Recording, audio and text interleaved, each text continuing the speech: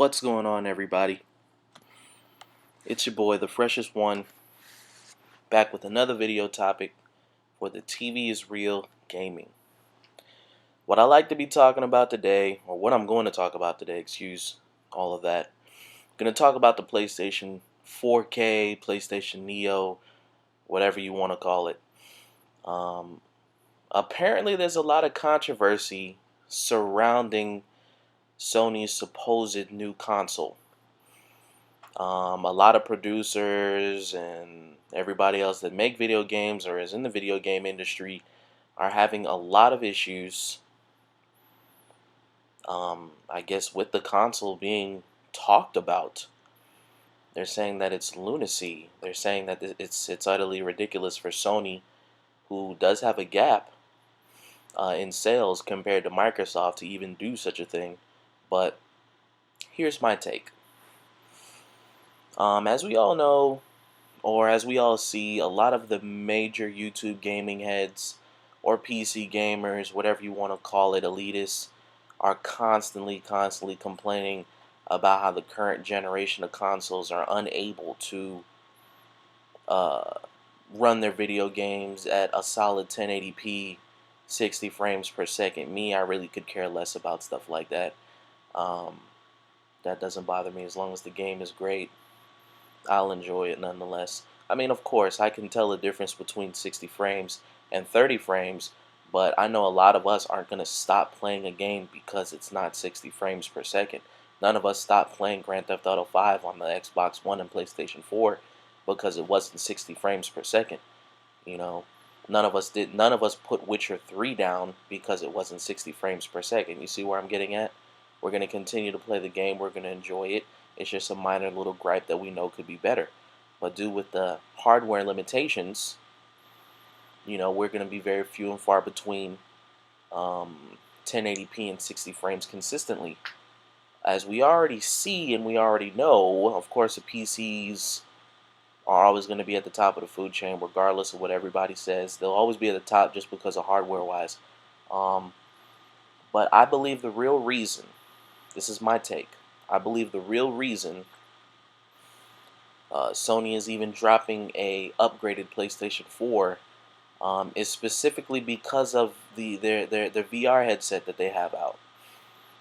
They upped all that they upped all the hardware basically so we wouldn't have to walk around with a exterior processing unit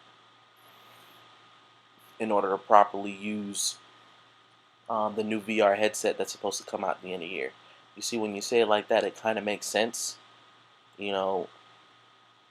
Instead of having an external unit, let's just beef up the internal unit hardware in the PlayStation 4 so it won't need the external unit. Kind of makes sense. But people are looking at it as a middle of the cycle refresh. And honestly, you look at it like this again. Why would they need to do a refresh if they're already winning? It's not like they're losing. Now, I could see if Sony was losing, Sony was down to Xbox One being outsold 2-1 in the middle of the cycle. Of course, yeah, they would need to do something, because Sony is at its ends, honestly. PlayStation is basically what's keeping Sony afloat. Excuse me, as I already said, the PlayStation 4 actually pulled Sony into making a profit this year, or the last fiscal year. PlayStation was the reason because of that. Not their cell phones, not the TVs, not anything else. It was PlayStation. So I guess that's why people are a little bit baffled as to the reasoning as to why they would do this. But the only logical reasoning behind it would be because, to get rid of that external unit for the VR headset. And I think it'll take off. Sony already has a lot of momentum behind it. All they really need is the games, and people will be behind it. The price tag, it's kind of high, but I think people will come around. That's kind of the reason why I put this, I want to say alpha or beta version of the Watch Dogs out. Just think about the possibility, guys. Now you have a PlayStation 4 with a beefier spec set that'll be able to run your regular games at 1080p 60 frames per second with maybe just just a over-the-air patch from the developer. Think about it. I could Witcher 3 is, for me, is perfectly fine where it is when it comes graphically, but if they fix it up and make just 60 frames, close to 60 frames, it would be a huge difference in gameplay, more immersive in my book. But that's my take on it. I don't think the PlayStation Neo 4K, 4.5, whatever you want to call it, is a bad idea.